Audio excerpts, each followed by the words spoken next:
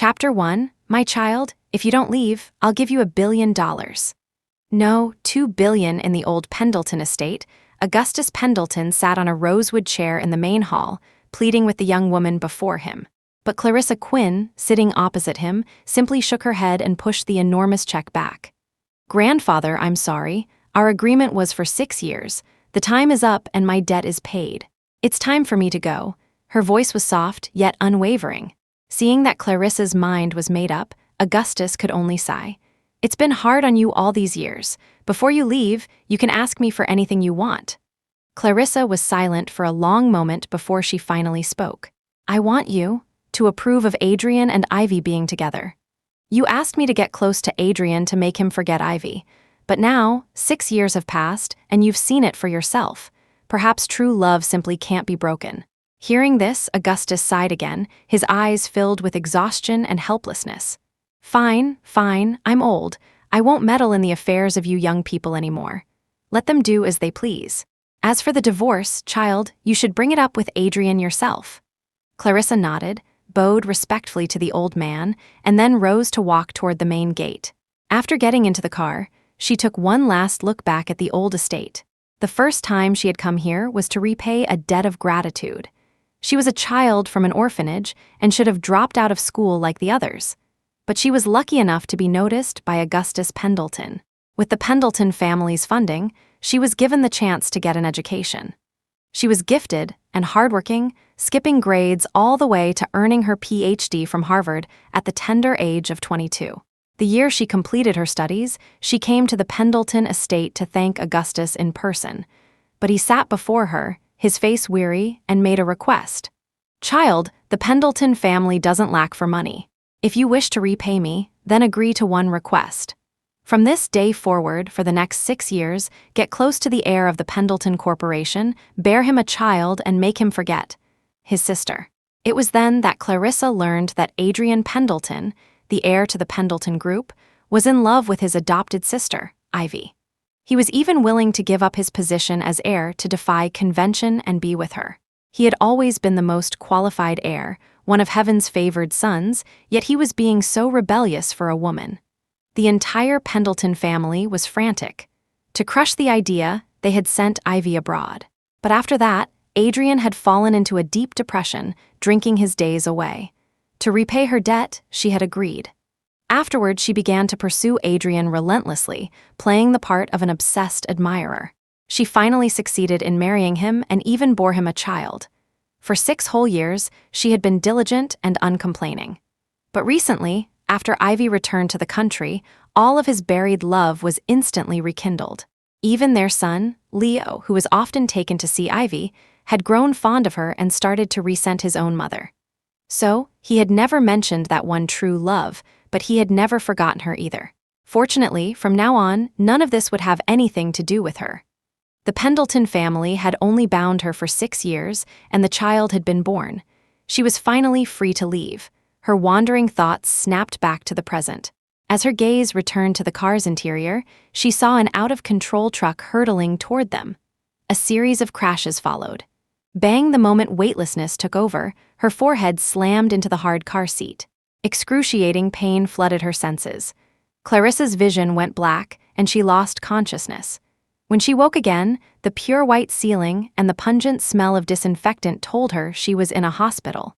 The nurse doing her rounds saw that she was awake, asked for some basic information, and then remarked with a sigh.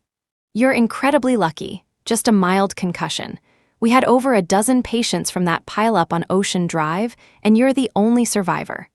The nurse checked her condition again and breathed a sigh of relief. Everything looks fine.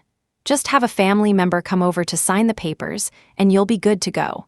She struggled to sit up, her body still reeling from the fear of her near-death experience. It took her a while to nod. She sat up, picked up her phone, and dialed Adrian Pendleton's number. The line rang and rang, but he never answered. Finally, perhaps out of annoyance, he hung up on her.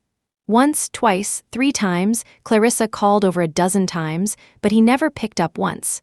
She lowered her eyes and tapped another number, her son Leo's. Time ticked by. The call was rejected again and again. Finally, a message popped up on the screen.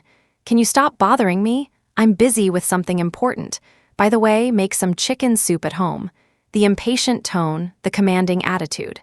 If you didn't know, who would guess the sender was the son she had carried for 10 months? Outside the room, nurses passed by in the hallway, their hushed conversation drifting in. Mr. Pendleton is so good to his wife. She just got a tiny burn from some hot water, the wound was almost healed by the time she got here, and he still booked an entire floor for her. And that young master is so well-behaved and attentive, running around helping out. You've got it wrong. That's not Mrs. Pendleton. It's Mr. Pendleton's adopted sister, Ivy. Hearing this, the other nurse quickly corrected her, then deliberately lowered her voice. You're new to Southcrest, so you might not know, Mr. Pendleton seems to be in love with this sister. He caused a huge scandal by trying to give up his inheritance to be with her. It was only after Miss Pendleton was sent abroad that he married the current Mrs. Pendleton. At that moment, Clarissa finally understood what her husband and son were so busy with. A small, bitter smile touched her lips. If she had really died in that car crash, would there have even been anyone to claim her body? She looked up at the nurse and said softly, "I'm sorry, I don't have any family. Can I sign for myself?" Perhaps it was the first time she had seen someone so alone, for a look of pity crossed the nurse's face. In the end, she made an exception and handed Clarissa the discharge form. She handled the discharge procedures by herself.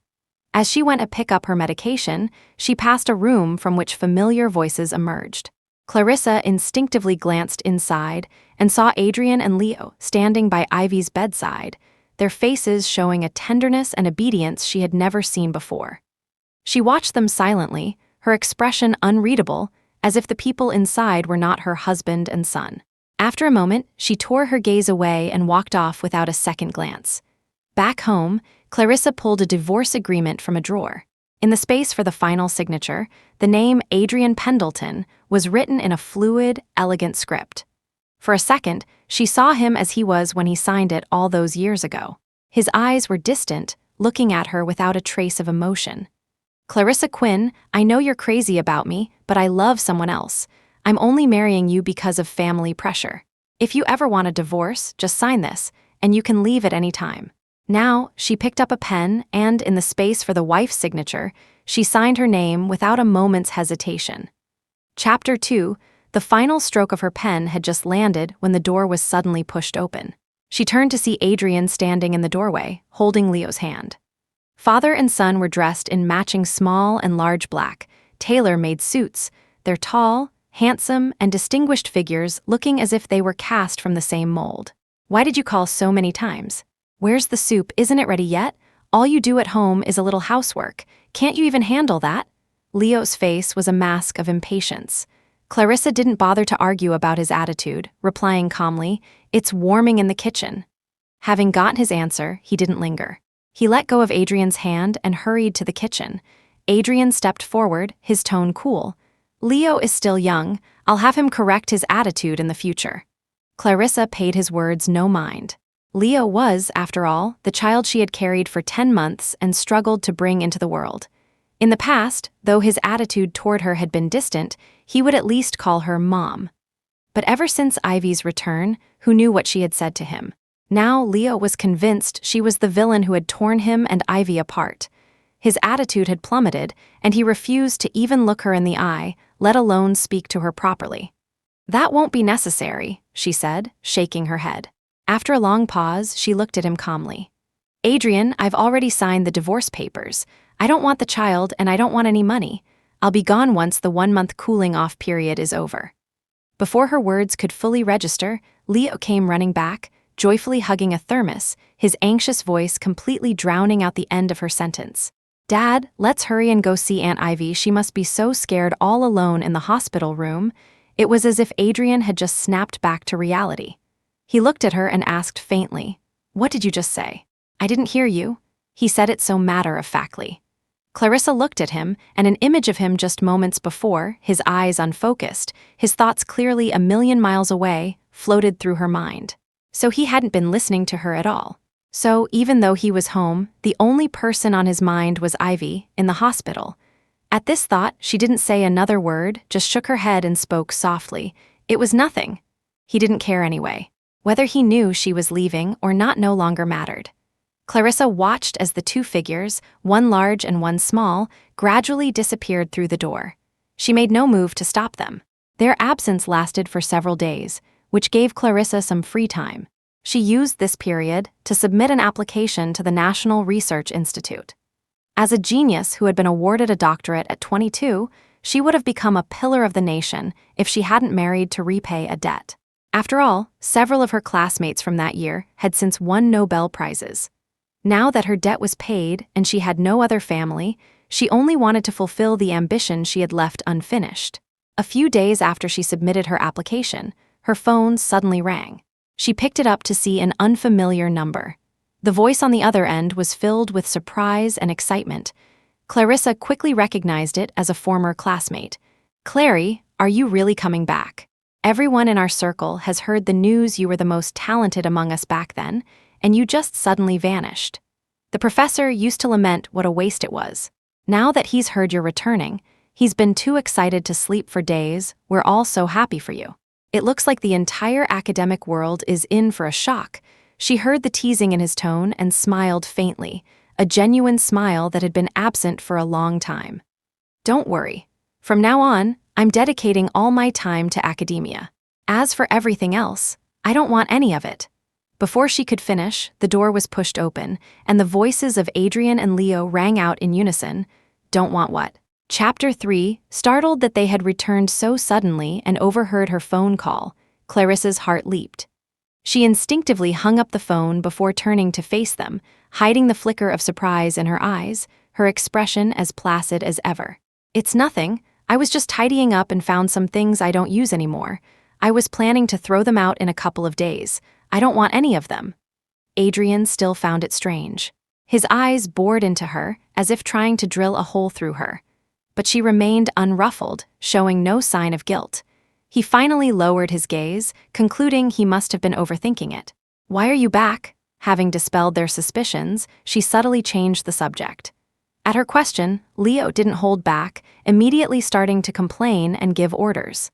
"I couldn't get used to the food or the living arrangements outside, so of course I came back." "Why aren't you making dinner yet? I want braised pork ribs." She frowned and instinctively glanced at Adrian, only to find him standing there silently.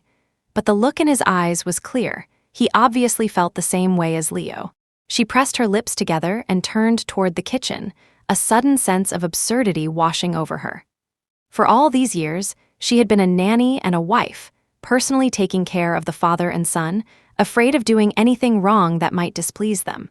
In the end, she had truly become a nanny in their eyes, with no respect and not a single word of thanks. Clarissa busied herself in the kitchen for a long time before finally bringing the dishes to the table. Seeing the two of them naturally sit down close together, she took a seat on the other side and suddenly spoke. "We should call the old housekeepers back."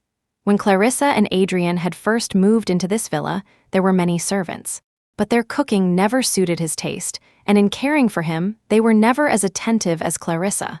Coupled with the fact that Adrian disliked having people in the house, he had sent them all back to the main estate. Adrian frowned. This was the first time she had ever made such a request. "Why?" "I'll be leaving soon, and there will be no one to take care of you. It's better for you to get used to it in advance." She maintained her calm tone and expression, but it only made his frown deepen. "Leaving? Where are you going?" Leo finally put down his chopsticks, a barely concealed trace of disdain in his eyes as he looked at her. "Are you angry because we've been busy taking care of Aunt Ivy? But where could you possibly go if you left us?" Adrian looked at her with a profound gaze. Clarissa had never worked. She had no family background, no prestigious degree in their eyes. Without the Pendleton family, without him, where could she possibly go? She wouldn't leave. She would never leave. Neither father nor son took this interlude to heart, and Clarissa didn't explain further, merely sighing softly. The meal ended quickly, and no one brought up the matter again. In the dead of night, Clarissa and Adrian lay in the same bed, neither of them asleep. She had long grown accustomed to this life of sharing a bed but not their dreams, keeping a wide distance from him, closing her eyes and slowing her breathing. Suddenly, the space beside her dipped, and a source of heat moved closer. He casually wrapped an arm around her waist, his hot breath fanning across her neck. Sensing his intentions, Clarissa was about to push him away when a low, husky voice whispered in her ear. "Ivy." The affection in his voice was so thick it was almost tangible. In an instant, her mind flooded with memories of every time they had been intimate over the years. Every time, at the peak of passion, the name that escaped his lips was always Ivy. A wave of disgust washed over her. She shoved him away with all her might, snapping him back to full consciousness. A flicker of confusion crossed his eyes, not understanding what this was all about. Was it because he said Ivy? But this wasn't the first time, and he had told her long ago that his heart belonged to someone else. What was she making a fuss about now? Clarissa read his thoughts and simply got out of bed, picked up a blanket, and walked toward the door. "I'm sleeping in the guest room." Chapter 4, Adrian couldn't find the words to ask her to stay. He could only sit on the bed and watch her unhesitating back as she left, a flicker of indescribable frustration crossing his usually cool face. In the days that followed, neither made the first move to reconcile, and the relationship between them remained lukewarm. This continued until Leo's birthday. Adrian threw a lavish party for him, with many guests in attendance, including Ivy. Clarissa sat in a corner, watching her husband and son swarm around Ivy, fussing over her with a warmth and care that made the three of them look more like a family than she ever did with them. Mr. Pendleton, Mrs. Pendleton, young Master Pendleton. A few more people approached with glasses of wine, naturally striking up a conversation after their greeting. Hearing the title, Adrian froze for a moment. This was the 56th person today who had mistaken their relationship. He instinctively glanced in Clarissa's direction and saw her subtly lower her head, hiding her expression. His heart suddenly softened, and he took the initiative to explain, "Ivy isn't Mrs. Pendleton. She's my sister." The guests finally realized their mistake and apologized profusely. After they left, a group of them gathered to gossip. "I saw Mr. Pendleton hovering around that woman named Ivy, so I assumed she was Mrs. Pendleton. Turns out she's not, so where's the real Mrs. Pendleton?" Someone in the know pointed in Clarissa's direction. "There, that one over there." That's just too tragic. At her own son's birthday party, her husband and son are both fawning over another woman. Clarissa acted as if she hadn't heard, her expression remaining calm. It wasn't until it was time for presents that she walked over, holding out a key to Leo. "I locked your present in the safe. Open it and you'll see." Inside the safe were gifts for every one of Leo's birthdays for decades to come. After all, once she and Adrian got their divorce certificate, she would never see him again. But as the key was held out to him, Leo didn't even look at it. He swatted it away, his head held high with disdain. "I don't have time to look at that. Don't you talk to your mother like that," Adrian frowned, whispering a soft reprimand before turning to Clarissa. "He's just a child, don't mind him." She remained silent, a bitter smile on her lips. He was just a child, but that was no excuse for treating his own mother this way. How little must he care about her to always use "he's just a child" as a way to brush her off. As they were talking, Leo had already run over to Ivy, his eyes full of anticipation. "Aunt Ivy, what present did you get for me?" Ivy smiled and took out her gift, a storybook. It wasn't even wrapped, clearly a last-minute purchase, but Leo accepted it with delight, his eyes crinkling into a smile. "Thank you, Aunt Ivy, I love it, I'll treasure it forever." After the gifts, it was time to make a wish. Leo stood before the expensive cake, closed his eyes, and clasped his hands together. The next second, he spoke, his childish voice carrying to everyone's ears. "I wish Aunt Ivy could be my mom and be with Dad forever and ever." As his words fell, the hall plunged into a moment of silence before erupting into a cacophony. Adrian froze, then chided, "Don't talk nonsense." But Leo wasn't afraid. He just blinked, pouting, unwilling to back down. "Doesn't Dad want to be with Aunt Ivy? I saw it in the study. Your drawer is full of love letters to Aunt Ivy, and you've kept all her photos. The books on your shelf have Aunt Ivy's name written on every page. Clarissa Quinn is just a nanny. Why can't you and Aunt Ivy be together?" At these words, Ivy, standing beside them, suddenly turned to look at Adrian. Her eyes quickly filled with moisture, her rims turning red. "Brother, so all these years you never forgot me, did you?" Adrian looked away, flustered, and remained silent. But she pressed on, "I just want an answer, brother." As the last word fell, her tears finally streamed down her cheeks, striking his heart with a heavy blow and completely softening it. Love poured out, and the answer he had hidden deep in his heart could no longer be contained. Yes, there hasn't been a moment that I've forgotten you. Chapter 5. As Adrian's words fell, the room plunged into a dead silence. Suddenly, a crashing sound echoed through the banquet hall. Everyone instinctively looked towards the source of the noise, only to find that someone had accidentally bumped into the champagne tower. And unfortunately, Ivy was standing right where the tower was collapsing. Ivy? Aunt Ivy? Adrian and Leo cried out in alarm. Clarissa watched as the father and son rushed frantically toward Ivy, who had frozen in panic instead of dodging. In their path, Clarissa became an obstacle, and they shoved her forcefully aside. She lost her balance and stumbled backward. The next moment, a cascade of champagne, mixed with whole and broken glasses, rained down on her. The drizzling liquid soaked her hair, and her drenched gown clung to her body. Her arms and legs were covered in ugly, bleeding gashes. The stinging pain was agonizing, and she was a picture of utter dishevelment. The rapid loss of blood made her consciousness blur for a moment. Her head swam, and she stared blankly ahead. Opposite her, Adrian and Leo were still anxiously hovering around Ivy. Aunt Ivy, your hand is bleeding. Ivy, I'm taking you to the hospital. Without a moment's hesitation, Adrian swept Ivy into his arms and headed for the exit. Leo struggled to keep up on his short legs, but he didn't complain. Ivy's pale hand wrapped around Adrian's neck. On her arm was a single, tiny cut, but in their eyes, it was as if she had suffered a grievous wound. As the group hurried past Clarissa, Adrian instinctively glanced over.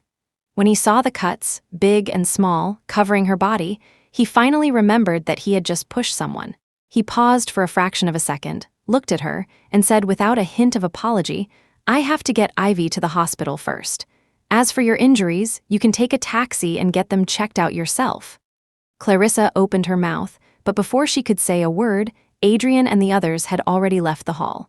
She was left lying in a pool of her own blood, fumbling for her phone to dial 911. The ambulance arrived quickly. Lying on the stretcher, just as she was about to be wheeled into the operating room, Adrian and Leo rushed over, their faces fraught with anxiety. Ivy has a clotting disorder. The bleeding won't stop and she's passed out. The blood bank is low, and I remember you have the same blood type as her. Come with me and donate blood. Now, as he spoke, Adrian reached out to grab Clarissa. The doctor quickly stepped in to block him, a troubled look on his face. Mr. Pendleton, Mrs. Pendleton's injuries are more severe, and she's too weak right now, she can't give blood. But his words failed to evoke any sympathy from Adrian. His brows knitted tightly, his actions unwavering. Leo just stood to the side, pouting, his tone filled with indifference. What's the big deal about giving a little blood? Can she even compare to Aunt Ivy? The blood in her veins turned to ice. She trembled as she turned her head to look at them. The two figures, one large and one small, met her gaze without a shred of guilt. Clarissa had long grown used to their coldness, but hearing those words, her heart still couldn't help but ache. For 6 years, she had worked so hard to care for this father and son. Even if she didn't expect them to love her as they loved Ivy, how could they say such a thing? She was dragged from the bed, stumbling all the way to the blood donation room. As the needle pierced her vein, the physical pain was nothing compared to the agony in her heart. As more and more blood was drawn, the dizziness returned and her lips grew pale. She couldn't bear it any longer.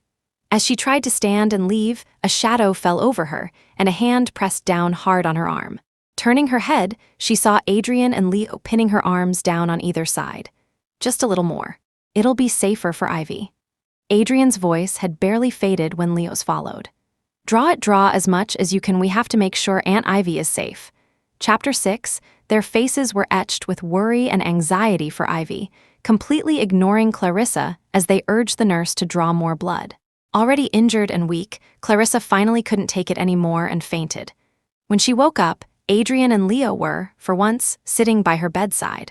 Seeing her awake, a complex emotion flickered in their cold eyes. After a long pause, Adrian spoke first. I didn't know you were anemic. Why didn't you say anything? Hearing this, Clarissa couldn't help but give a bitter smile. They had dragged her straight to give blood, giving her no time to explain. Besides, if I had told you, would you have stopped me from giving blood? As her words fell, the air grew thick with silence. He didn't answer, but the answer was glaringly obvious. They still would have made her give blood. Just as when they dragged her to donate, her own wounds hadn't even healed.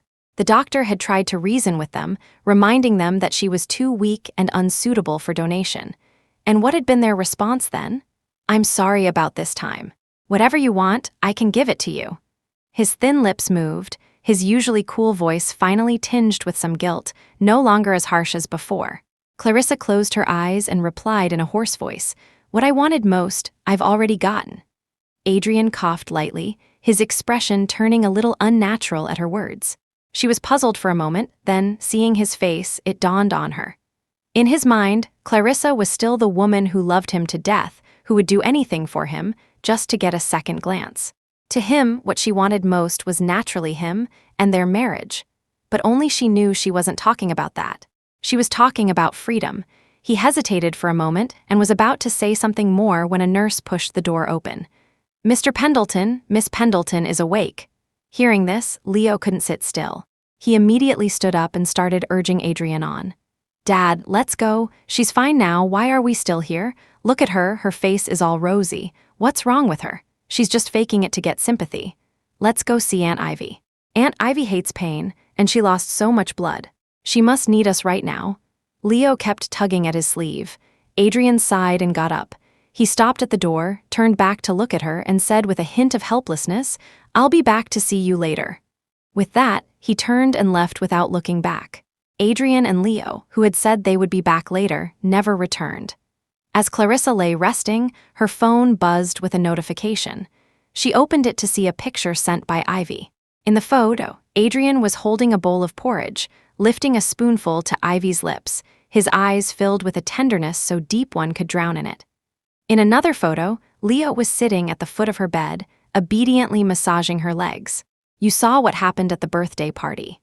Adrian still has me in his heart, and your child likes me too.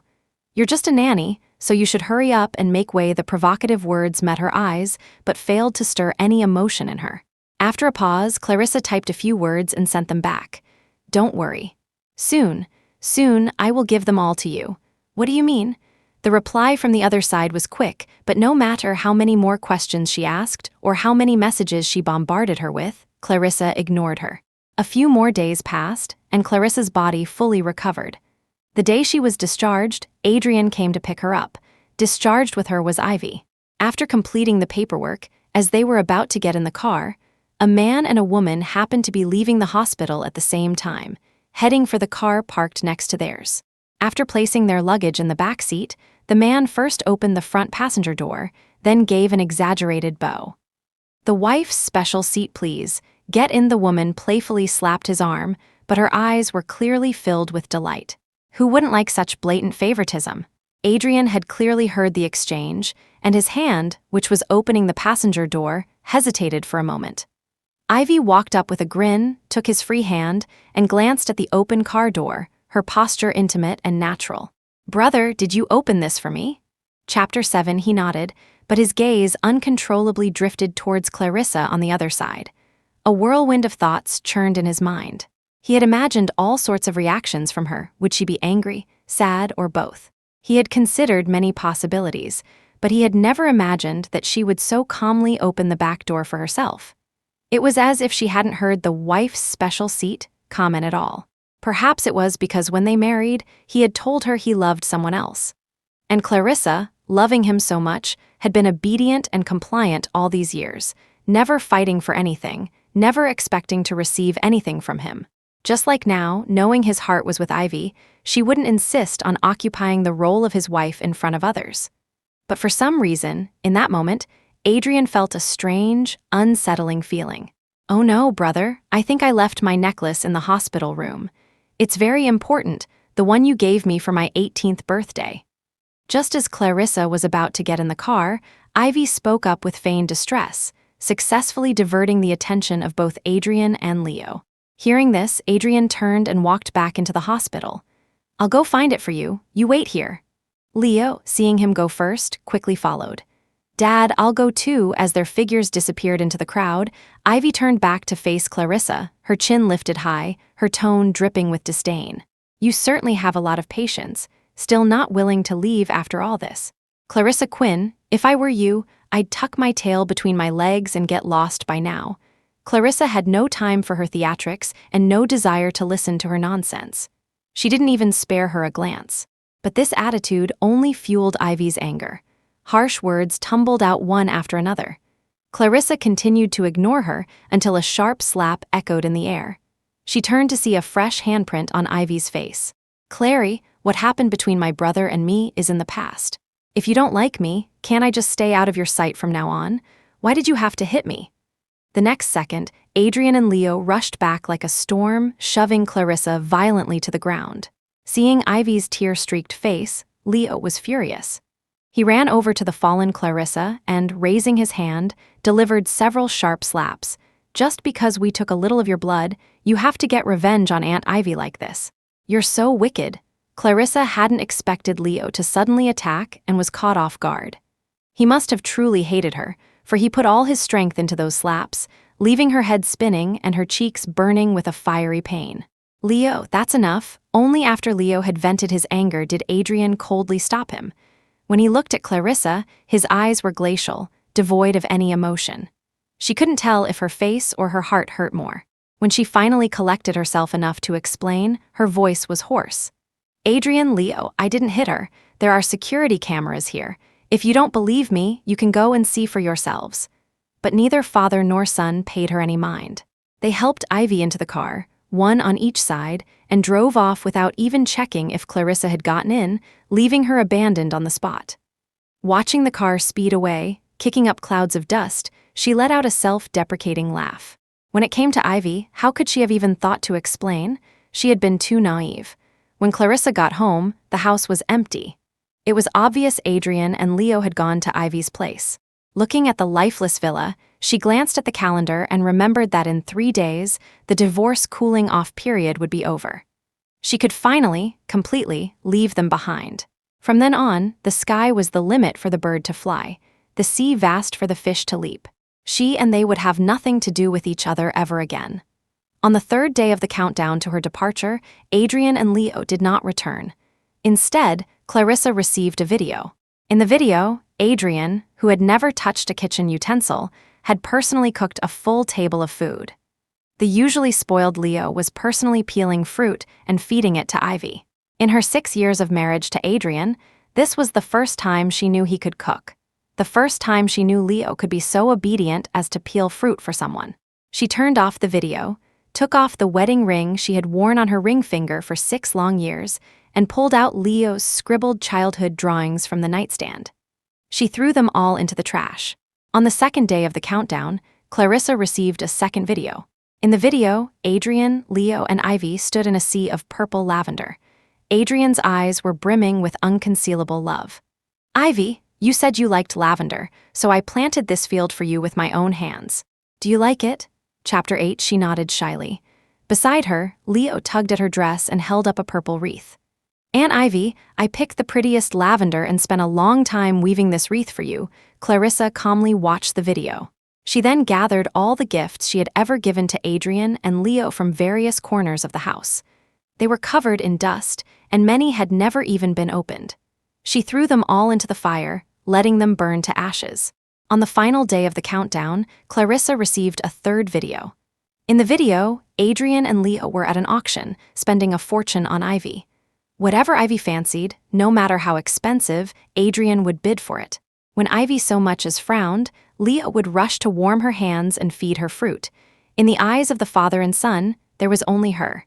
Clarissa emotionlessly closed the video.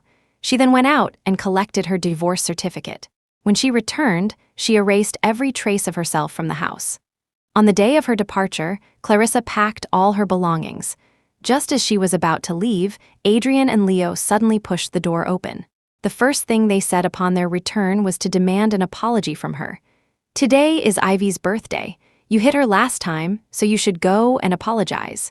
Clarissa stood her ground, motionless, her expression calm as she watched the father and son. A strange feeling washed over Adrian and Leo. Their hearts began to race, a sense of uncontrollable panic rising within them. "You were the one in the wrong. Shouldn't you apologize?" As Adrian spoke, Leo seemed to find his footing, clinging to his hand and chiming in. That's right, you hit Aunt Ivy, so you should apologize to her. Clarissa just looked at them, saying nothing. Just when Adrian and Leo thought she would remain stubborn and refuse, she suddenly turned around. I know, you two go on ahead. Adrian froze for a moment, then his brows furrowed. You're not coming with us. Since it's a birthday party, I need to change into a gown and put on some makeup. You hate waiting, don't you? And it's Ivy's birthday, she'd surely want you there from the start. Her expression was serene, her logic clear, leaving Adrian speechless. Leo glanced at her a few times, his dissatisfaction growing. You just cook at home every day. What's there to put makeup on for? Clarissa paused, her gaze darkening. After a moment, she looked directly at him and replied, I have to cover up the handprints from your slaps. Instantly, a flicker of guilt crossed Leo's eyes, and he dared not say another word. Having lost face, he felt a surge of anger. He took Adrian's hand and was about to leave when she suddenly spoke again, stopping them. They turned to see her emerge from the room with a gift box. This is the gift I prepared for Ivy. Please give it to her during the gift-giving part. Remember, it must be played on the spot. Inside was the security footage from the hospital that day. Since they were unwilling to watch it, she would play it for everyone to see. Clarissa emphasized the words on the spot. Though Adrian found it a bit strange, he agreed. Taking the gift, the father and son turned and walked out the door. Leo, she suddenly spoke, calling his name. When he turned, his impatience was already showing. She softly uttered 2 words, goodbye. After a pause, she looked at the tall figure beside Adrian and said farewell to him as well. Adrian, goodbye. Adrian turned back. Clarissa stood under the light, her face obscured by the backlighting, her expression hard to read. He could only vaguely see a faint smile on her lips. He was stunned. Since when had she become so thin, as if a gust of wind could blow her away, blow her out of the Pendleton family, even out of his world? But in a moment, he dismissed the thought. Clarissa loved him so much, how could she leave? It had been 6 years, and she hadn't left. Anyone could leave, but she wouldn't. He forcibly suppressed the strange panic that had welled up inside him, nodded, and with the gift box in one hand and Leo in the other, he turned and walked out of the villa. After watching Adrian and Leo leave the villa, Clarissa finally looked away. She returned to her room, pushed out her already packed luggage, and walked out the door. She hailed a cab by the roadside and gave the driver her destination. The next moment, the car started, speeding off in the complete opposite direction of Ivy's villa. Adrian, Leo, goodbye, as in, never see you again. Chapter 9. Meanwhile, sitting in the fast-moving car, Adrian felt a strange sense of unease. He kept looking back, trying to see if Clarissa was following, his gaze falling on the gift box, and he couldn't help but frown. She even wanted him to deliver the gift for her.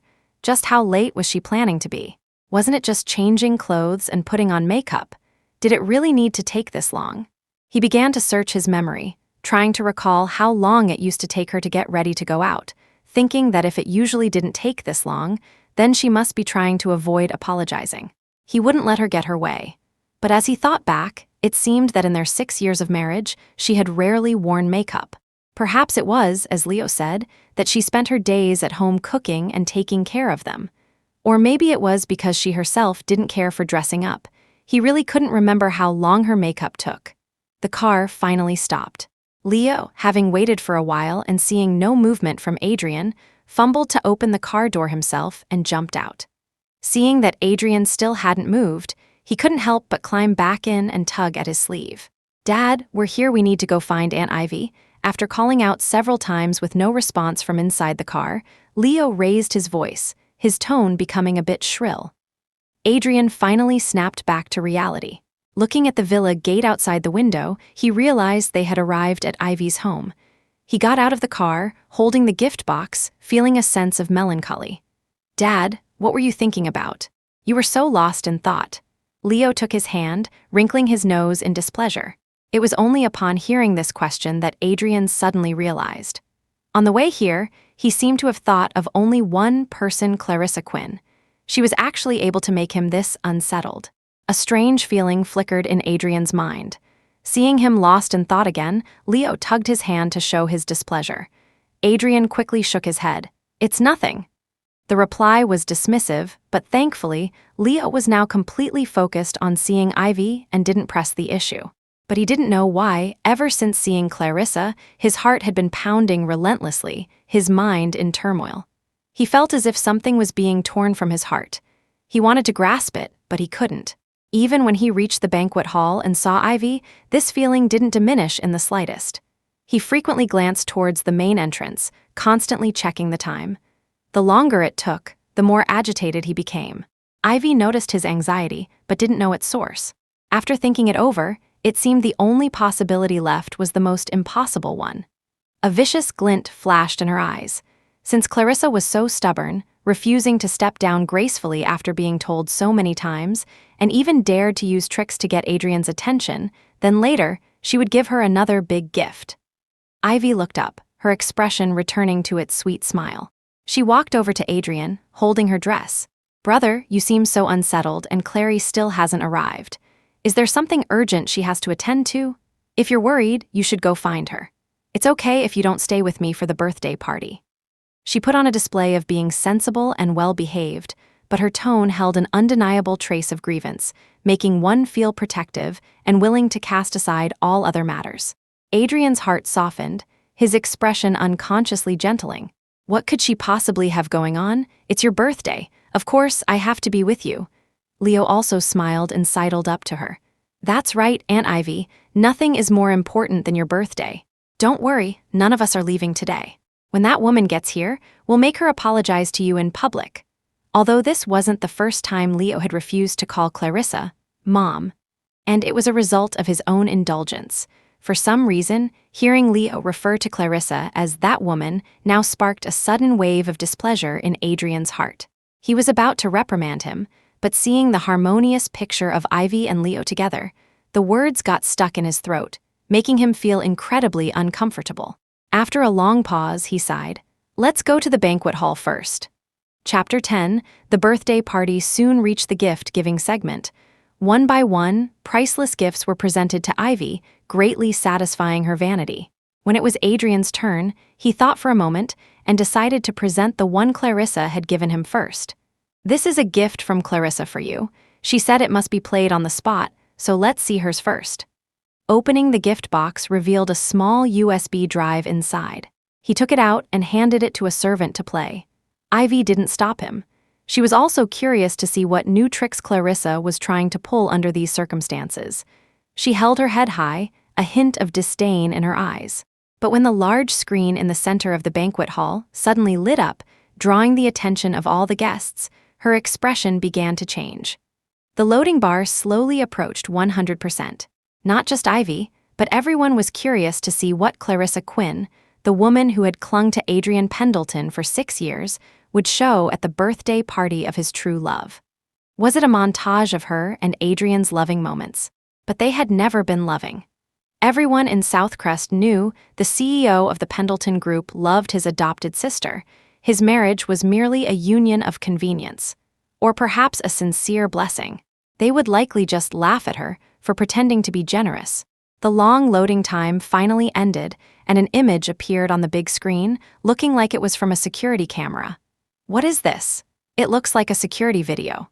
What's that Clarissa Quinn doing with a security video? While the crowd was murmuring, unsure of Clarissa's intentions, Ivy, on the stage, saw the familiar scene and her face paled. This was the security video from the day she framed Clarissa for hitting her in the hospital parking garage. At first, Adrian didn't recognize it either. But soon, he saw the scene of himself appearing with Ivy, Leo, and Clarissa. It hadn't been long since it happened. Adrian and Leo were still planning to make Clarissa apologize to Ivy for that day.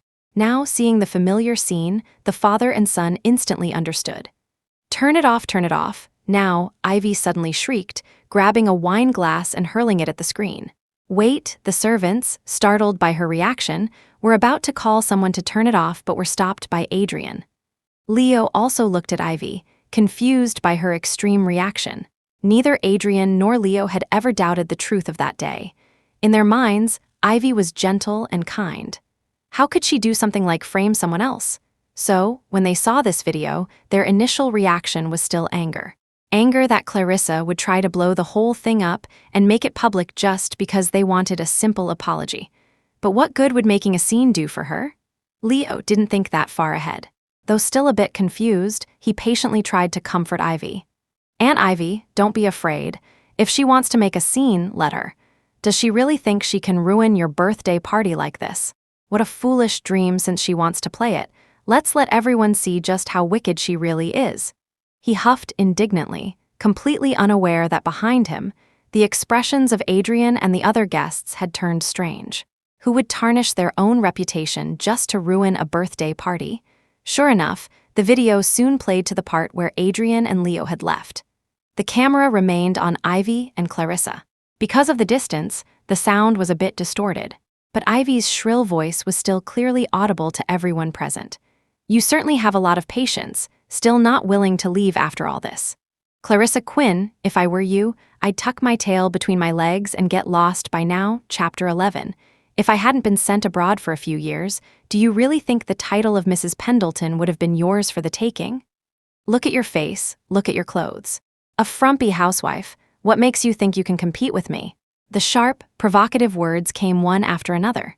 The video didn't show Clarissa's expression clearly, but it perfectly exposed Ivy's twisted face. Before Clarissa in the video could react, the audience outside the screen was already in an uproar. Who would have thought that Ivy, who always presented herself as a refined lady in public, was secretly playing the part of a mistress trying to oust the original wife, flaunting her position in front of her? But what shocked them even more was when Ivy suddenly slapped her own face, a handprint quickly appeared on her fair cheek.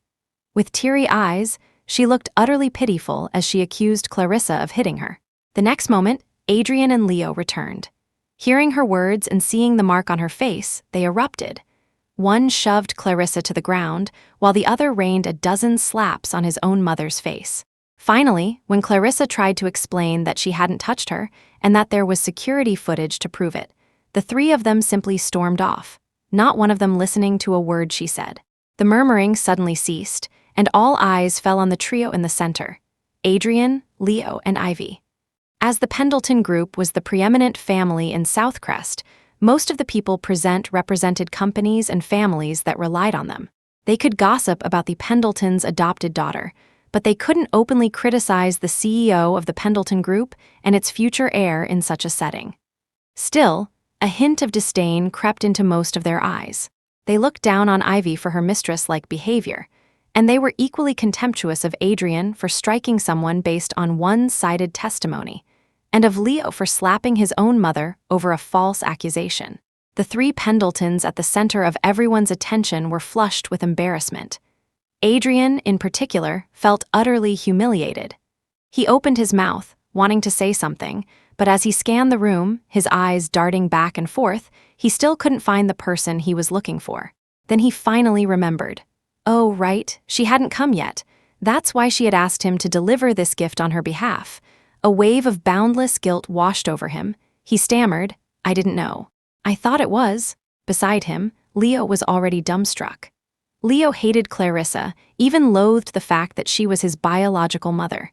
Because Dad had said that after Grandpa sent his true love abroad, he had sent Clarissa to his side and made them get married.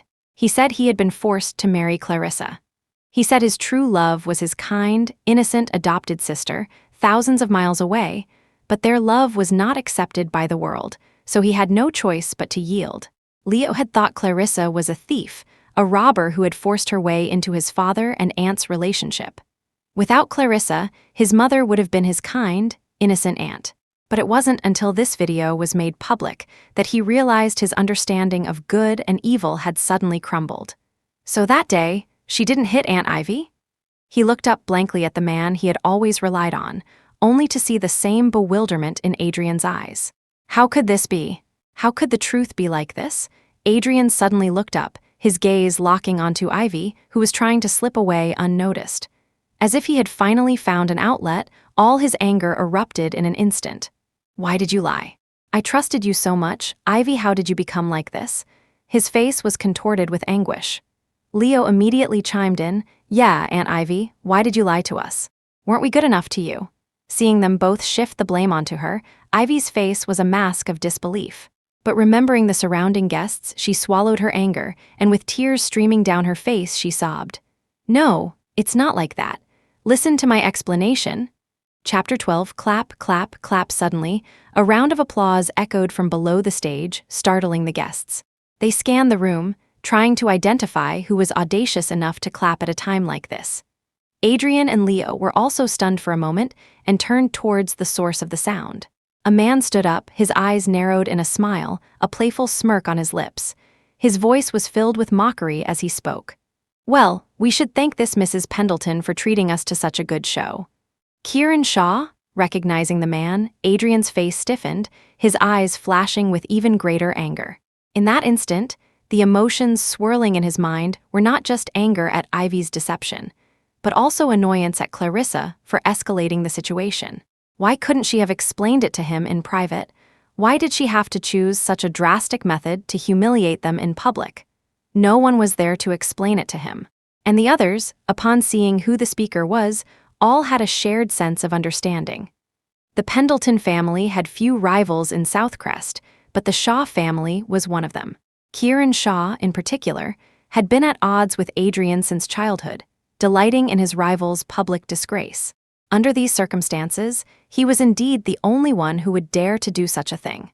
Having enjoyed the show, Kieran Shaw leisurely turned and left the banquet hall, not giving Adrian a chance to react. With the party in shambles and Kieran leading the exodus, the other guests didn't dare to linger. They all made excuses and left early. In the blink of an eye, the once bustling hall was empty, save for Adrian, Leo, and Ivy. The party was over, yet she still hadn't arrived. It was clear she had intentionally separated from them to avoid the event. At this point, Adrian couldn't fail to understand that they had all been played by Clarissa. Waves of anger built up, but with only the three of them present, Adrian shed his earlier anguish.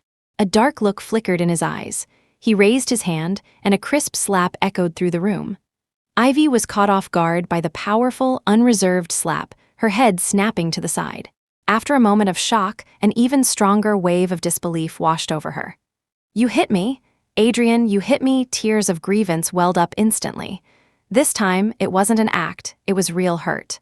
Meeting her accusatory gaze, Adrian felt none of his previous pity. "I saw you slap yourself. I thought you liked being hit." He curled his lips into a smile that didn't reach his eyes. As his words fell, Leo, with tears in his eyes, suddenly lunged forward, pummeling her with all his might. Ivy cried out in pain, but he showed no mercy. "You're a liar, you lied, you're a bad woman." He had completely forgotten how, just a short while ago at this very party, he had publicly wished for his aunt to be his mother and to be with his father forever. After all, as the sole son of the CEO of the Pendleton Group, the company would most likely be passed down to him. He was used to being flattered and fawned over. When had he ever been looked at with such contempt? Finally, unable to bear the pain any longer, Ivy pushed him away with all her strength. Being just a 5-year-old child, he was no match for an adult's forceful shove and was sent tumbling to the ground. Ivy, breathing heavily, steadied herself against a nearby table and stood up, wincing in pain. She looked at the father and son, who were now staring at her with either disgust or hatred, and suddenly she started to laugh. Chapter 13. What are you laughing at? Adrian's brows knitted together, his voice laced with disgust, and within that disgust there was a hint of panic. Clarissa's changes recently had been too drastic. In the past, no matter how angry she was, she would never have aired such matters in public. Besides, Clarissa had barely ever been angry in all these years. Just like that time when he had admitted in front of everyone that he hadn't forgotten Ivy, she had merely stood by and watched, not saying a word.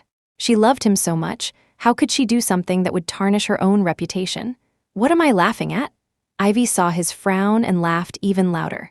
"I'm laughing at your hypocrisy. I'm laughing at how you and your son are both despicable lowlifes." After viciously cursing them, she let out a self-deprecating laugh. "And I'm laughing at myself for actually believing that people like you could have genuine feelings. Did I force you to believe my every word without a shred of verification? Adrian, look at me, we were so in love. So what if I framed her? She's just a contract wife, a nanny. Is it really worth treating me like this for her sake?" Leo wanted to argue but couldn't find the words. He could only look helplessly at Adrian, hoping for guidance. "She's not just a contract wife, and she's certainly not a nanny." "That's right, don't you dare talk about my mom like that." Adrian instinctively refuted Ivy's words, and after he spoke, Leo chimed in, his tone full of righteous indignation. But seeing the mix of astonishment and mockery in Ivy's eyes, the father and son suddenly realized. That very assessment of Clarissa had once come from their own mouths. Yes, that was the judgment they had personally delivered. So why, when they heard it from someone else's lips now, did it sound so grating? Adrian, don't tell me you're trying to say you've actually fallen in love with Clarissa Quinn. And you, Leo, what's with the filial son act now? Do you really think everyone has forgotten how you, on your own birthday, called Clarissa a mere nanny and said that your dad and I were the ones meant to be? A flicker of confusion crossed Adrian's mind. Had he fallen in love with Clarissa? Looking at the equally bewildered Leo beside him, he opened his mouth, but in the end, no sound came out. No, that's not it. Leo's voice was tinged with tears, which swirled in his eyes. He looked up at Adrian, seeking validation. I was just tricked by you. You lied and made us think Mom was bullying you. That's why we hated her. His words, initially hesitant, grew into a self-assured declaration, his emotions flaring up once more. He snatched a shard of broken glass from the floor and hurled it at her. Ivy instinctively shut her eyes. In that instant, a sharp pain shot from the corner of her eye. She reached up to touch it, her hand coming away wet, warm, and sticky. Ivy was rushed to the hospital, but neither Adrian nor Leo spared her a second glance. Instead, they hurried home. Too many questions swirled in their minds, and they were desperate to ask Clarissa. But when they pushed open the villa door, the house was empty. Where was she? The father and son searched the bedroom, the kitchen, the bathrooms, the backyard, only to realize that it wasn't just Clarissa who was missing. Every single thing related to her had vanished. Dad, did Mom leave us? After a long and fruitless search, Leo pouted, tugging at the hem of Adrian's suit jacket, looking like he was about to cry. But Adrian had no time to soothe him. His heart was a tangled mess. He didn't know what to do, what he should do. All he could do was repeatedly dial the number in his contacts, a number that wasn't even saved with a name. But the call wouldn't go through. He had been blocked. Adrian stared at the phone as a robotic female voice came on before the call automatically disconnected. He stared at the number, dialing it over and over until the digits were seared into his memory. Chapter 14. Just then, his phone rang. Adrian excitedly looked at the screen, but his spirits sank when he saw the caller ID. Grandfather. Augustus Pendleton, oblivious to all of this, spoke in a deep voice. Has Clary left? Adrian was silent for a long moment, not answering. But even without an answer, Augustus already knew. It had been exactly a month since the contract ended, and the scandalous drama from Ivy's birthday party had reached his ears. Clarissa's departure was well within his expectations. He let out a heavy sigh, his tone filled with disappointment. I told you before, it's impossible between you and Ivy. You're not suited for each other in any way. When you agreed to marry Clary and had a child with her, I thought you had really gotten over Ivy, but, Adrian, you've truly disappointed me. Adrian's brows furrowed, his frustration mounting with Augustus's lecture. He was about to hang up when he suddenly caught something unusual in his grandfather's words. His eyes narrowed, his voice turning cold. You knew Clarissa was leaving? Did you force her away? Where have you hidden her? The accusations came one after another, his voice growing more and more unhinged. The pain of being separated from his beloved 6 years ago washed over him like a tidal wave. He vented all his emotions on Augustus, his eyes red, completely oblivious to the fact that Leo, who had been clinging to him, had let go and run far away, his eyes filled with terror. Leo had never seen his father like this. To him, Adrian was the calm and composed CEO, the dapper business elite, the loving and reserved father. He was never this man with bloodshot eyes, losing control for the umpteenth time, even taking his anger out on his own grandfather. He turned and quietly ran out of the villa. He wouldn't just sit here and wait. He was going to find his mother. He didn't want this father any more. Adrian, lost in his own emotions, noticed none of this. Augustus, however, still felt a lingering guilt for having forced his grandson's love away all those years ago. But now, seeing Adrian personally drive away his own wife, leaving Augustus with no room to even try to mend things, he felt no need to coddle him. HMPH, this time she wanted to leave on her own. Or perhaps, Adrian, it's that you don't know how to love, nor how to respect others. That's why you drove her away." Augustus snorted, mercilessly tearing away any shred of pretense. "You don't actually believe that Clary stayed by your side all these years because she truly loved you, do you?" "What do you mean?" Adrian froze, instinctively asking, but his subconscious screamed at him. "Don't listen, Adrian. You won't be able to handle the answer." He scrambled to press the end call button, but Augustus, as if guessing his thoughts, laid out the entire truth. "Clary never loved you. She was just repaying a debt. I sent her to your side to get close to you, to act like she loved you, to have your child, and to make you forget Ivy. I heard Ivy got hurt today, and you didn't even go to see her." Augustus let out another derisive laugh, giving him no chance to answer before continuing. "It seems the child completed her mission rather well. Before she left, she even told me to let you and Ivy be together. I agreed. So from now on, I won't interfere in your affairs with Ivy. But looking at you now, it seems you don't need my interference anyway."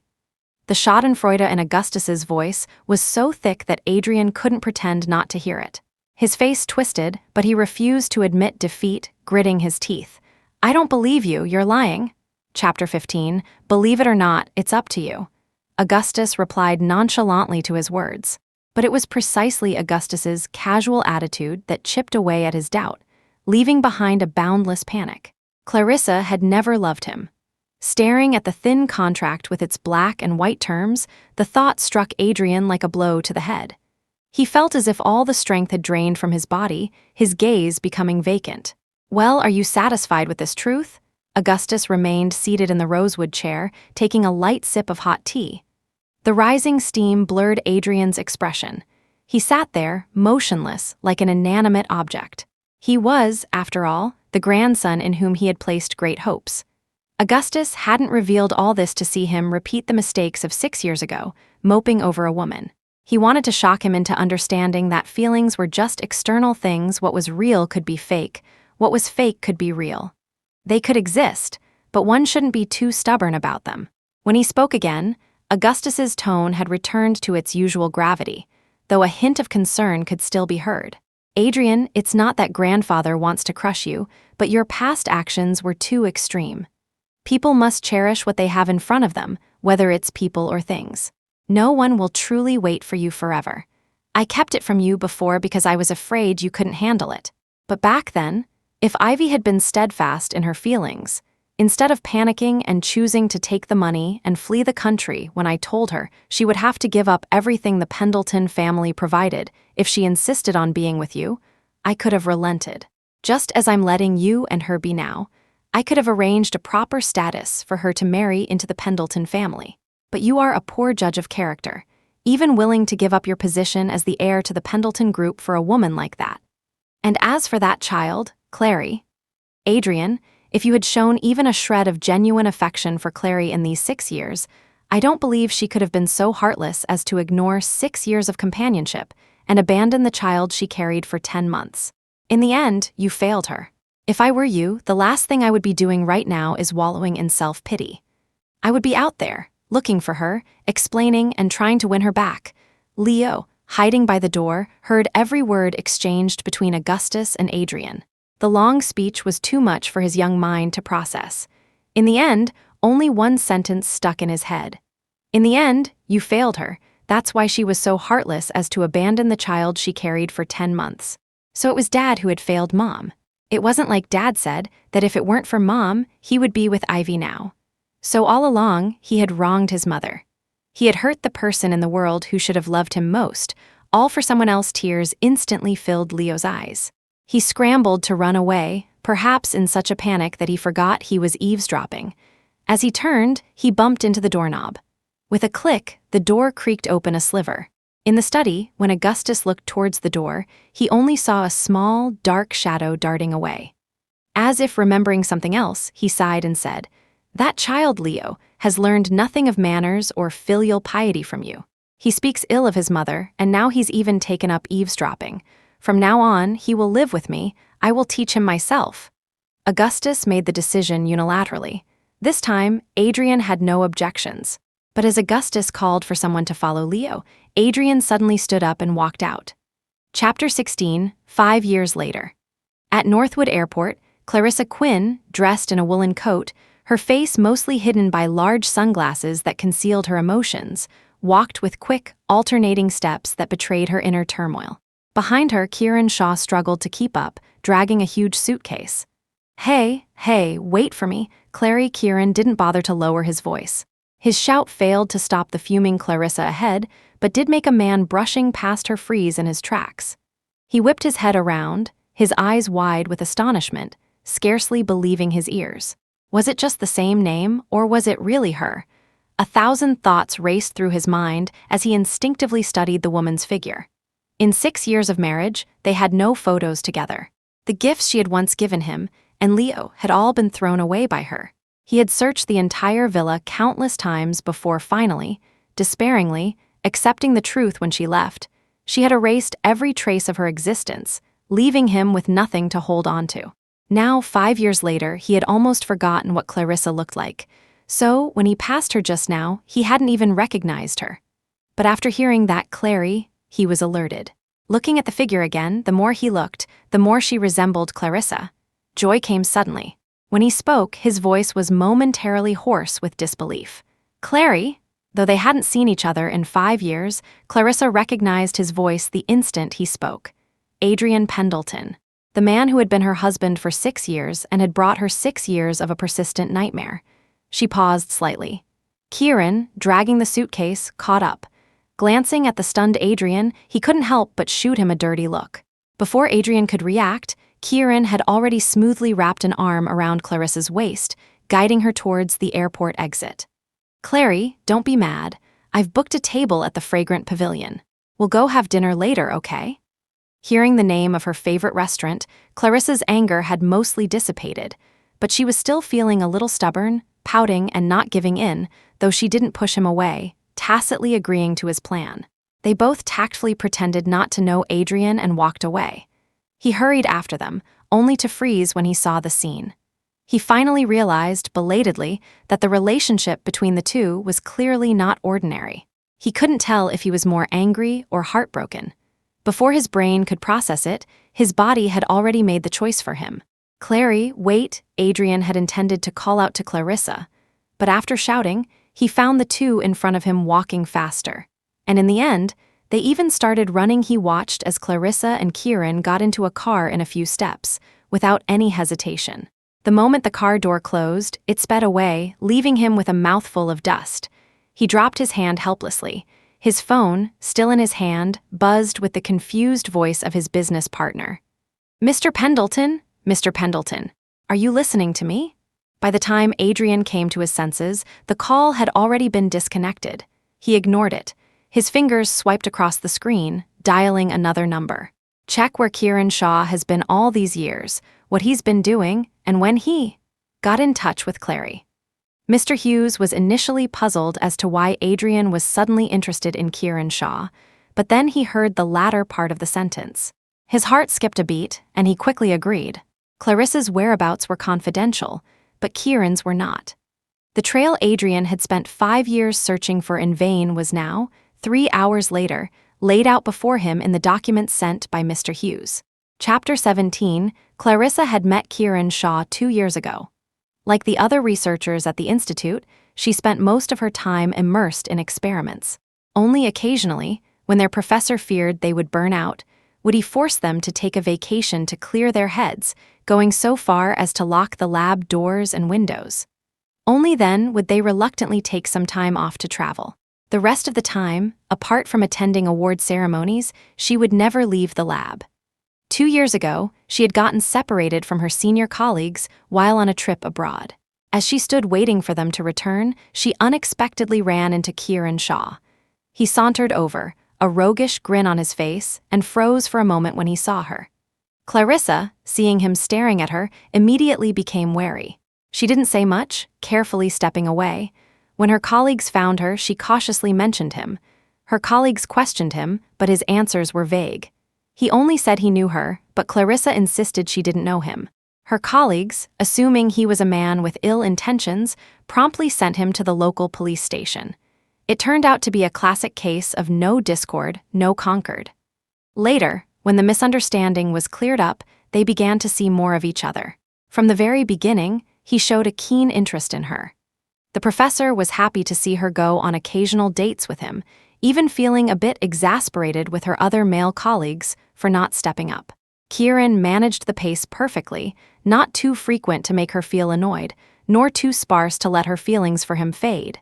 Everything happened so naturally. The day he confessed his feelings was on the night of the first snow.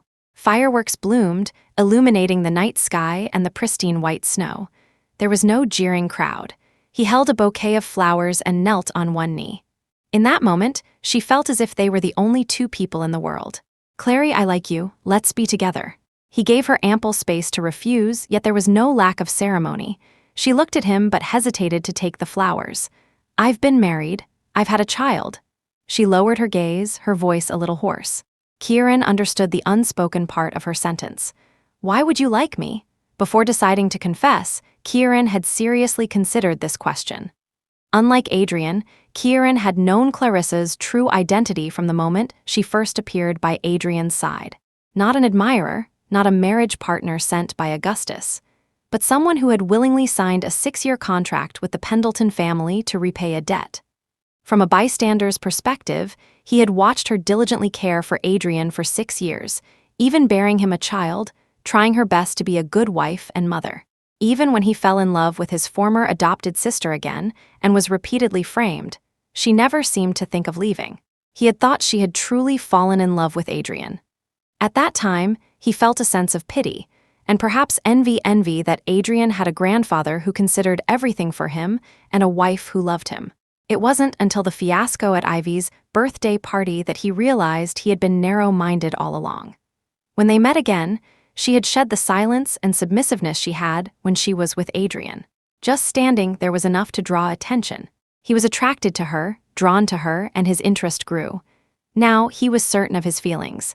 It wasn't a whim, nor was it a childish desire to compete with Adrian. It was because, at this moment, she was herself and only herself. "Clary, I know all of that. And because I know that my feelings for you won't change for any reason. Everything I'm doing now is simply because I like you." Chapter 18, the sincerity in his eyes was so deep she couldn't bring herself to refuse. Because of that 6-year contract, because of Adrian's perpetually closed heart, because the child she carried for 10 months went from indifferent to loathing her, she had once even doubted if she was suited for family life at all. But now, looking into his eyes, she suddenly felt that maybe she could try again. The worst that could happen was treading the same path once more, so she reached out and took the flowers from him.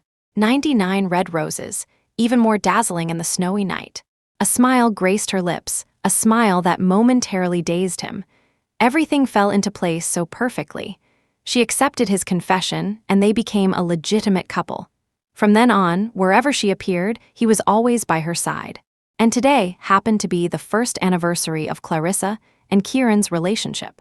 The reason she was angry earlier was simply because she had learned that Kieran had pulled several all-nighters to finish his work, just so he could take time off to celebrate their anniversary with her in Northwood. In the end, Clarissa was just worried about Kieran. Looking at the text documents and photos sent by the assistant, the Clarissa in them was so vibrant, a completely different person from the one who had been by his side. Adrian's heart was a complex mix of emotions, like an overturned vinegar vat, the sourness overwhelming. What made it even harder to accept was that Kieran was now her official boyfriend, while he was nothing. He opened the glove compartment and took out the crimson divorce certificate. Never before had he regretted it so much. Why had he given Clarissa that signed divorce agreement when they got married? Why, in those 6 years, had he never once thought of settling down and living a good life with Clarissa? Why, after Ivy returned, was it not enough for him to stray, but he had to drag Leo along with him, alienating her further? Otherwise, he wouldn't be in this position now, finally seeing her again only to find he had no excuse to even meet with her, while she had long since moved on and started a new life. Clarissa was oblivious to Adrian's inner turmoil. At this moment, she was sitting in a private room at the Fragrant Pavilion, enjoying the personal service of the CEO of the Shaw Corporation. The freshly cooked food was still steaming. Coated in the hot pot dipping sauce Kieran had personally mixed, one bite dispelled the chill in her body and brought immense satisfaction. She magnanimously picked up a piece of meat, cooked it, coated it in sauce, and fed it to him. Kieran didn't stand on ceremony, eating it directly from her chopsticks, his eyes never leaving her face. She felt a little shy under his gaze and slapped his hand playfully. "Just eat your food. Why are you staring at me?" "Because you're beautiful." Even after being hit, he didn't look away, still grinning roguishly. His cheeky look made Clarissa's hand itch. She clenched her fist, but after a moment's thought, she decided not to hit him again. She was afraid he would enjoy it. His plan having failed, a hint of regret showed in Kieran's eyes. This made Clarissa even more glad she hadn't hit him. The two of them ate while playfully bickering. By the time they finished, an hour had passed. Just as they were about to get up, the door to the private room was suddenly pushed open. Clarissa frowned instinctively. Thinking it was a waiter, she was about to ask why they hadn't knocked when she looked up and met the eyes of Adrian, who was standing in the doorway. And beside him was Leo, who had grown to the height of his waist. They hadn't seen each other in 5 years. He had grown from a little boy into a young man, his appearance had changed a lot, and his demeanor had become more restrained. He was no longer the boisterous, bossy child he used to be. Even without paying special attention, Clarissa would hear news about them from various places. Some said Adrian was a deeply devoted husband. Others said Leo was brilliant, showing signs of his father's prowess at a young age. She always remained non-committal about this news. And at such times, there would always be someone around who hadn't forgot how they had once condemned the original wife based on one-sided testimony, even harming Clarissa. Chapter 19, Devoted. People like them can say whatever they want, just like how they pushed aside the original wife for the adopted sister. As for the younger one, he's just like his father, blindly believing the words of the mistress and even slapping his own mother for her. But didn't I hear that the adopted sister who drove the father and son crazy in the end never married into the Pendleton family and even lost her status as an adopted daughter? Who knows what they were thinking?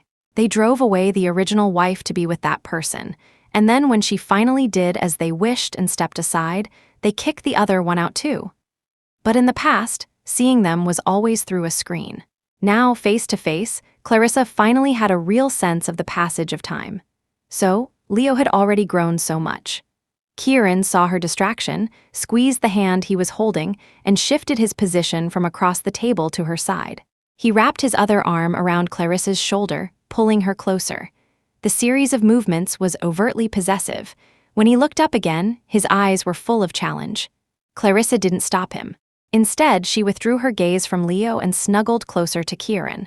This small movement made Leo's eyes instantly turn red. He pouted, his eyes brimming with grievance. "Mom, I've missed you so much. Why have you never come to find me all these years?" He looked like a child abandoned by his mother, crying pitifully and helplessly.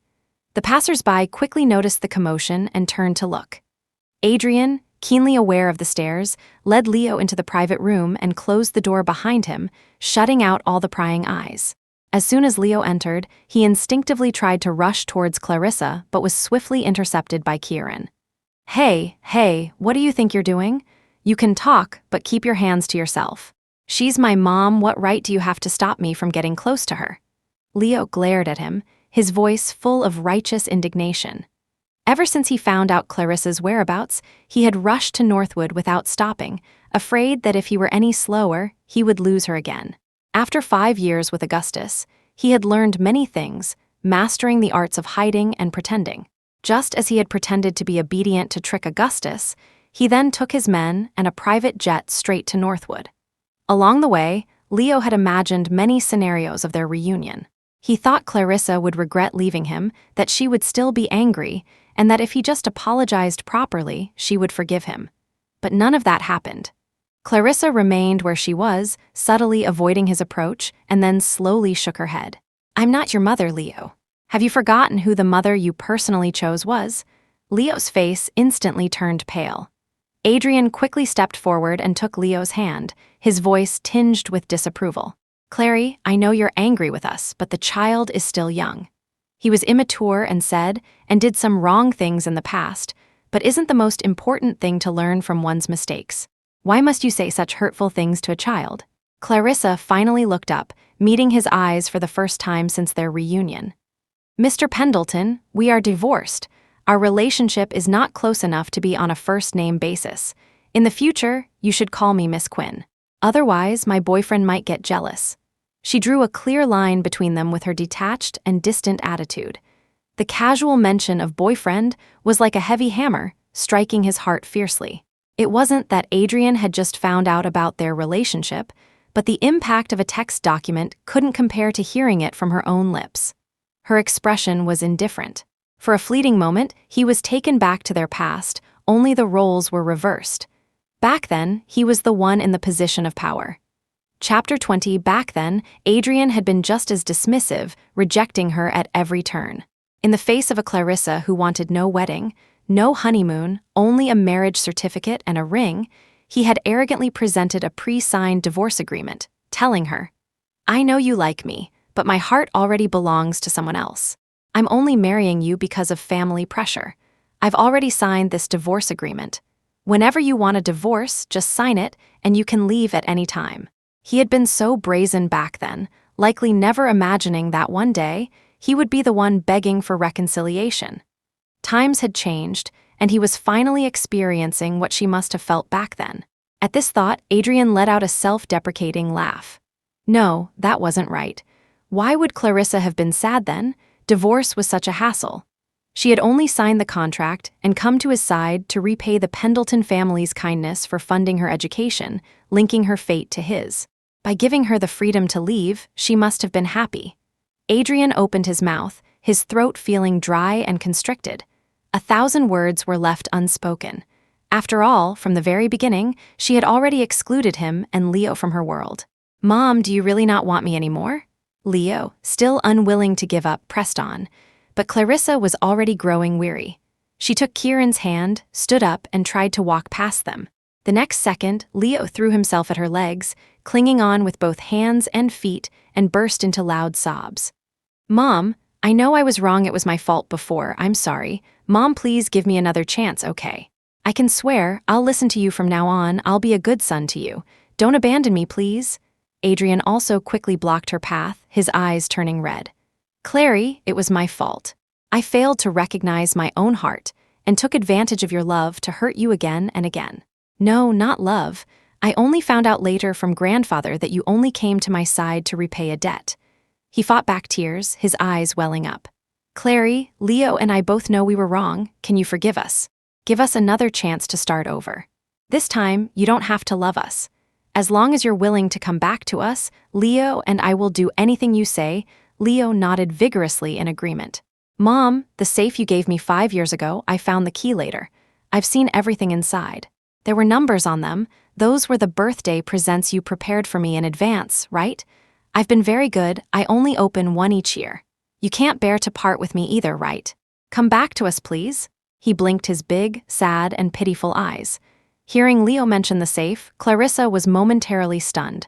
She thought she had thrown everything away. Racking her brain, she finally remembered thinking that since the key was gone, it didn't matter whether she threw the safe away or not. She never thought that Leo, who had thrown the key away so casually back then, would actually go and find it. While Clarissa was lost in thought, Kieran spoke up with clear dissatisfaction. "Are you just going to pretend I don't exist, trying to steal my girlfriend right in front of me? Adrian, when did I ever give you the impression that I was so good-natured?" Adrian completely ignored him, his eyes still fixed on Clarissa, waiting for her answer, his heart filled with both anxiety and excitement. As for Kieran, they were already rivals. What difference did it make if he hated him a little more? All he wanted now was Clarissa. Besides, when Kieran was pursuing Clarissa, he must have known about her past with them. As the two men argued, Clarissa looked down at Leo, who was still clinging to her leg, his eyes pleading. Chapter 21. If this had been 5 years ago, before Ivy returned, and they had pleaded and promised her like this, Clarissa might have actually softened.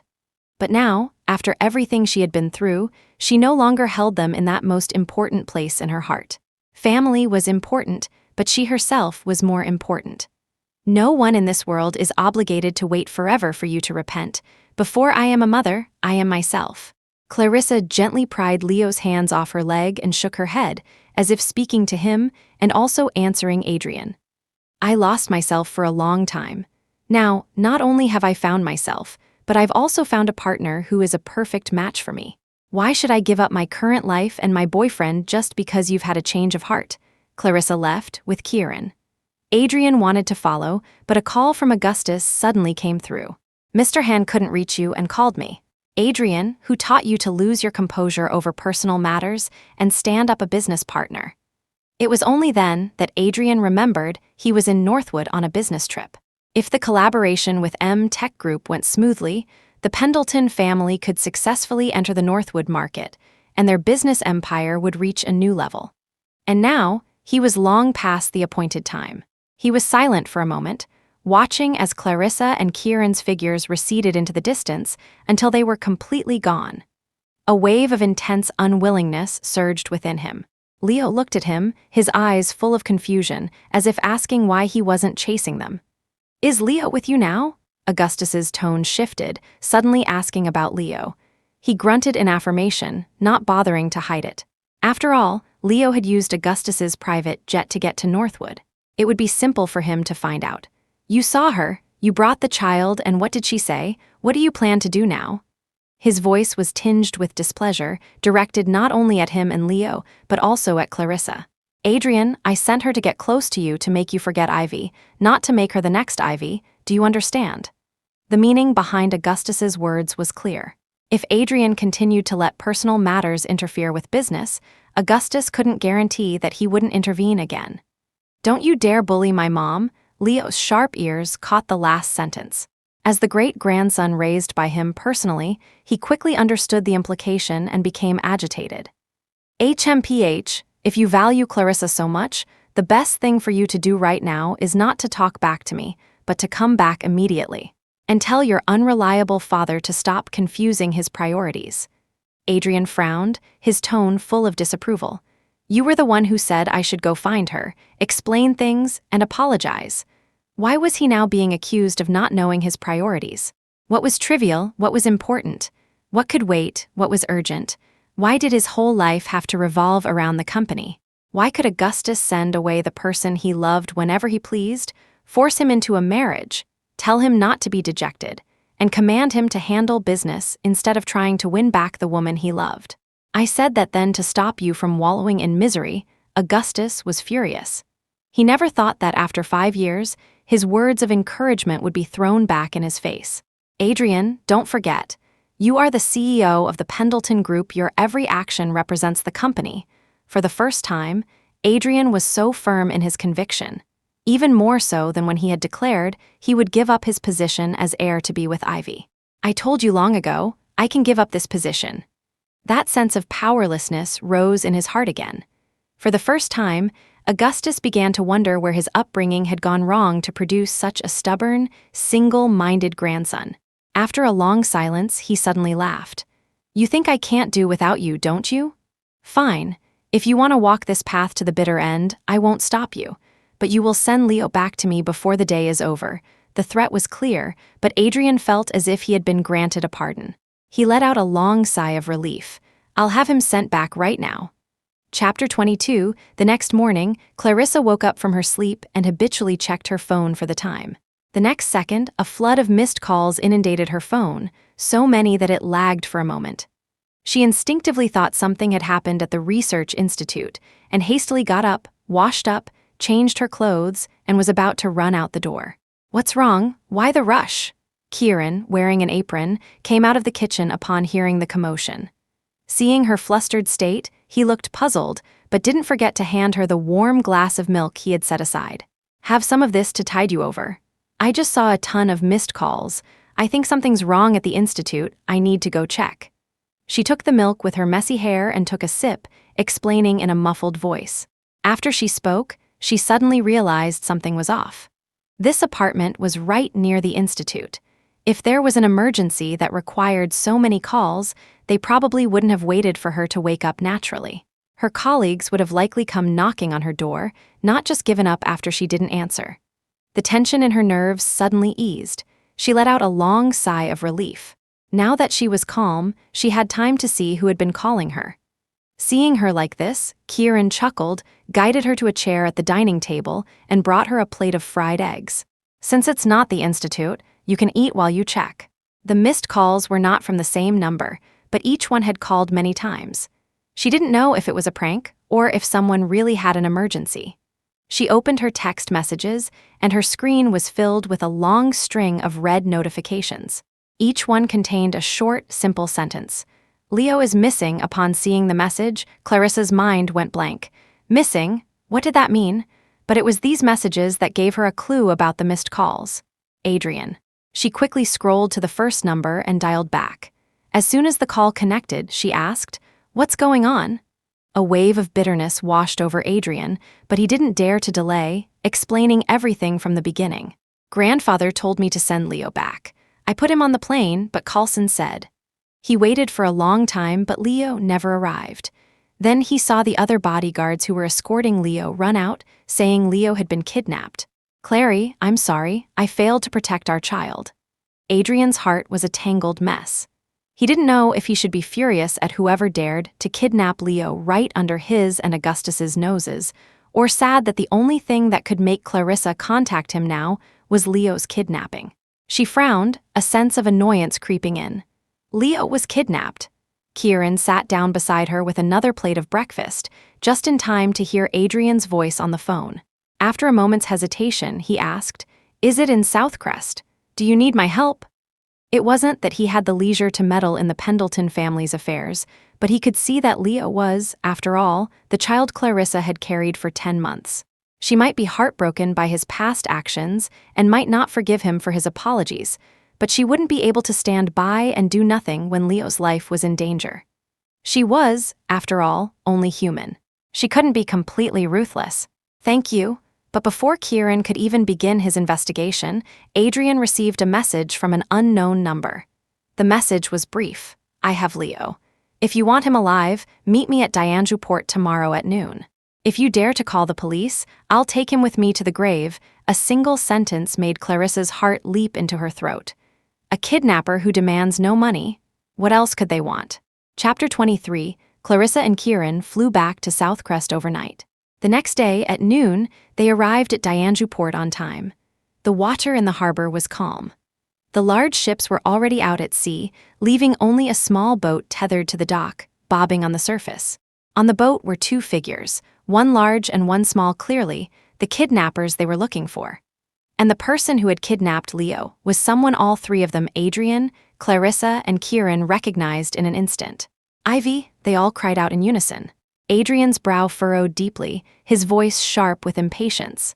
"Ivy, what on earth do you think you're doing?" Hearing his voice, Ivy turned. With nothing to hide behind, the long scar at the corner of her eye was exposed for all to see. Leo, tied up and unconscious, was positioned in front of her as a shield. She froze for a moment upon seeing the three of them. But soon, the madness in her eyes grew even more pronounced. "Clarissa Quinn, you actually came back too." Seeing her focus on Clarissa, Adrian and Kieran instinctively stepped in front of her. "Just say it. What will it take for you to release Leo?" Looking at Clarissa, who was now securely protected behind the two men, Ivy tasted the bitterness of jealousy for the first time. Rage churned in her chest, the hatred in her eyes almost tangible. She couldn't understand. They were both cast out by the Pendleton family, so why was she so miserable? The scar by her eye could have been avoided, but the Pendletons had been so ruthless, only stopping the bleeding before kicking her out of the hospital. She was disowned by the family, all her assets were frozen, and she was left with a hideous, permanent scar on her face and nowhere to go, forced to survive by picking through trash for scraps. But Clarissa, she was wearing designer clothes, her face even more beautiful than before she was cast out. And as if that wasn't enough, both Adrian and Kieran were protecting her. She wouldn't stand for it. "You're asking what I want." Ivy held a dagger close to Leo's neck with one hand and dragged him towards the edge of the boat with the other, the malice on her face directed straight at Clarissa. "I only have 2 conditions. If you meet them, I'll let Leo go. 1, I want you to marry me. 2, trade Clarissa Quinn for Leo." Ivy's gaze was fixed on Adrian, placing the choice squarely in his hands. He could either marry her and let her kill Clarissa to vent her anger, and she would spare Clarissa's spawn for now, or he could choose to let Leo die. As her words fell, a dead silence descended, broken only by the whistling wind. Handing over Clarissa was never an option for Adrian or Kieran, but they couldn't just give up on Leo either. The first one is fine. The second is not. Name another demand. After a moment, seeing Adrian just standing there, Kieran shook his head, his refusal swift and decisive. Hearing this, Adrian was about to explode and reject the deal outright, but he wilted under the combined gaze of Kieran and Clarissa. Ivy, of course, saw Adrian's reluctance. She bit her lip, her anger intensifying, making her even more unwilling to back down. As the stalemate continued, Ivy seemed to sense something and looked at them warily. "You're not trying to stall for time, are you? I told you, if you dare to call the police, I'll take him with me to the grave." By the end, her voice was trembling. The composure of the three opposite her only made her more frantic. She showed her fear, her grip on the dagger tightening unconsciously. A trickle of blood seeped from Leo's tender neck. The pain jolted him from his stupor. The next second, he began to wail uncontrollably. "Mom, save me." The piercing cries made Clarissa's heart tremble. She looked out, her heart pounding, praying that the police could rescue him successfully. But she would not trade herself. "Stop crying if you cry again. I'll kill you," not expecting Leo to wake up. The shrill crying grated on her nerves. She had meant to gauge the reactions of Adrian and the others, but an accidental glance revealed the dark muzzle of a gun pointed directly at her. Chapter 24, she was no hardened criminal. Seeing this, boundless fear washed over her, and her grip began to lose control. Ivy's mind was consumed by a few frantic thoughts. They called the police. They still called the police. "I'm going to die." Ivy didn't want to die. The panic made it impossible to think. She could only instinctively tighten her grip on her only leverage and try to make herself as small as possible. As she frantically tried to figure out how to survive, her eyes met Clarissa's, which were trying desperately to hide a look of worry. A crazy idea suddenly seized her mind. If she was destined to die tonight, then she would take them all with her. The crying continued, but Ivy no longer found it annoying. She kept a firm hold on him and looked up at them. "I know you called the police, so I've changed my mind. I want all of you to get on the boat.